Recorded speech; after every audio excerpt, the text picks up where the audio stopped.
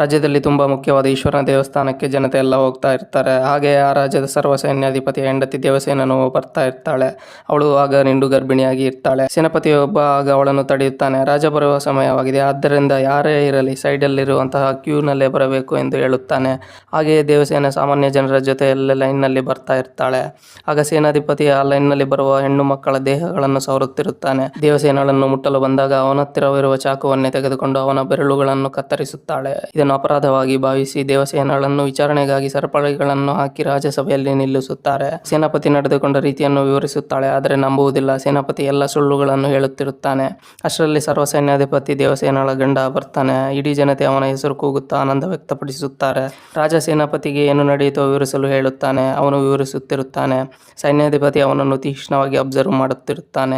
ಸೇನಾಪತಿ ಹೆದರುತ್ತಿರುತ್ತಾನೆ. ಆಗ ರಾಜ ಸೈನ್ಯಾಧಿಪತಿಯ ಪ್ರವರ್ತನೆಯನ್ನು ಖಂಡಿಸುತ್ತಾನೆ. ಅದು ತಪ್ಪು ಅನ್ನುತ್ತಾನೆ.